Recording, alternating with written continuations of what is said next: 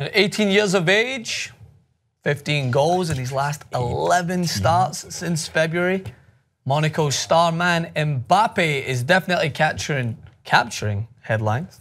And it's been stated that by reports, specifically from Duncan Castles of Yahoo Sport UK, putting his neck on the line with a bold statement that states AS Monaco have reportedly received a world record offer of 130 million euros. Oh, that's a euro. Euros. Can you go to the calculator for me? Euros, 110 million pounds, which I'm going to state is $85-ish million.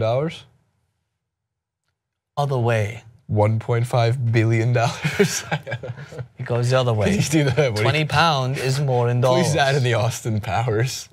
When he comes back, he's like 1975, he shows up, he's like $1 million. And he goes, Dr. Evil, it's actually not that much. That's actually not much money anymore. So anyway, yeah, Real Madrid and Manchester City are both said to be part of a group of teams interested in him. All the usual suspects are there also. Manchester United, Barcelona, Bayern, everyone Juventus, and anyone. too. You would be a fool, an absolute fool, not to consider this guy. And I'm not just saying that to jump on the bandwagon.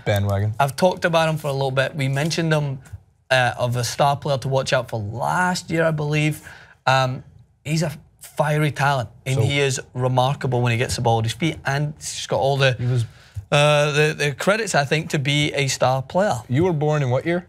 1989. I always forget from the 80s. He was born in 1998. That just makes Which me feel means awful. The Matrix and Fight Club were a year old when he was 1 year old. No, The Matrix and Fight Club he was a year old when that came out. And how do you feel, friend? I feel awful. The millennium was coming. Y2K. He had no idea the satellites were going to crash into the Earth. He was too young, using a baby bib. And now he's apparently 17 years later. He's worth 130 million euros. So he's 18. So that's what I was trying to figure out. Because, like, look, I get it. Since February, 15 goals and 11 starts. That's a lot of which against teams like Borussia Dortmund and Champions League caliber. Manchester City. And Manchester City. I mean, we're not talking, well, I mean, their defense was the caliber of shite. Yeah. So I don't know how impressive it was to score against Manchester City. I can score against Manchester City. I might be able to score against Manchester City. If you set me up right. Did he have a goalkeeper? I could, but I think there's, Joe Fart. No, he's not there anymore. But the other thing about AS Monaco in this situation is it's not just that he's going to get $100 bajillion. There's some other, Fabinho and Falcao are probably going to be on their way out, and Monaco is going to have so much, first of all, money to work with to continue to develop young talent like this, and to pick and choose on a club that's already possibly going to the semifinals of the Champions League, if not has a very successful campaign, even if they were to get knocked out next week, 2 weeks. So I stated yesterday, I didn't want to I think I kind of undermined Monaco just a little bit when I was talking about Borussia Dortmund. Game should have been played, we know. But yeah, they took advantage of a team that I don't think were fully on board with the game, and that's not Monaco's fault. And I think that they hammered them in the first half with the type of intensity that Monaco plays at, which is very hard to deal with. Manchester City couldn't take it.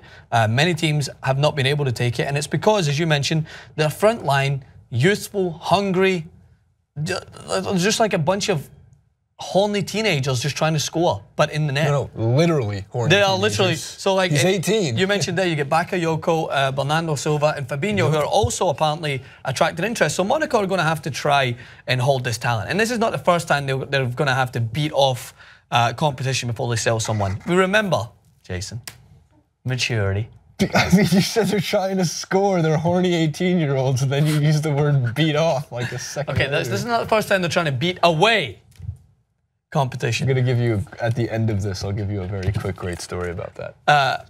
James Rodriguez, as we remember, was a star player. Yes. Monaco helped groom him into the talent that he became during the World Cup. And then he went to Real Madrid and hasn't really hit the heights. But anyway, they're known to breed talent, not necessarily through their ranks, but they give them a platform to thrive, play exciting football. Sometimes it can be a little boring, Monaco has been stated, but when they do click, they click. And I think they've been kind of knocking on the door for the last few years as to being a team that competes with the highest teams in Europe. And they're pushing for a Ligue 1 title as well. They're not out that race. They're in a neck-and-neck competition with PSG. And those owners are going to be swimming in money. Yes, they might have enough money to make Floyd Mayweather jealous. That kind of money. That's crazy amount of money. So you mentioned beat off, and I know that's going to worry everybody in this room about the tangent that's going to happen, but it's an important one.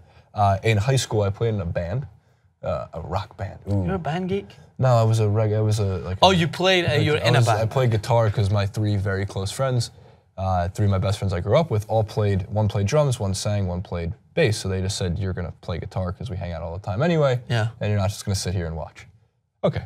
So they teach me how to play guitar, and we started a reggae rock band, and we played at the Stone Pony, which is actually the place where Springsteen got famous in New Jersey in Asbury Park, and we got to play there a couple times. But the first time we played there, the name of the band is the Offbeat because it has to do with the idea that when reggae rock, you play on the offbeat.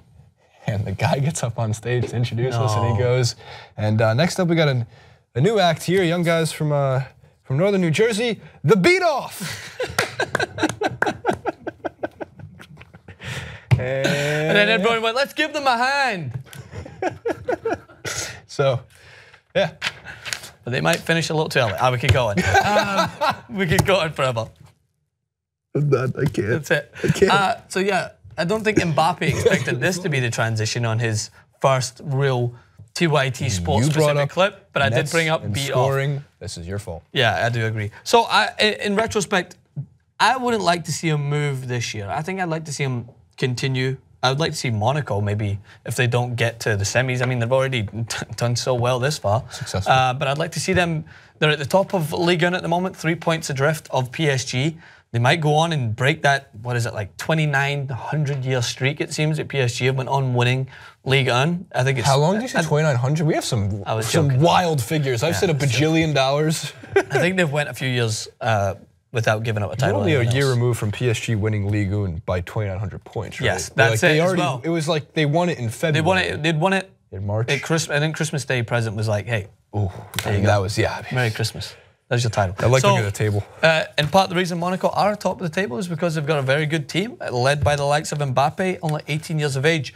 Do you think, first question, do you think he's going to be the man to break the transfer record already set by Paul Pogba when he went to Manchester United? Or Manchester United going to splash the cash? Is it going to be Real Madrid? Or are they going to battle it out to the death and take Mbappe away from the hands of Monaco? Let us know in the comment section below. And don't forget to beat off with your hands, whatever else.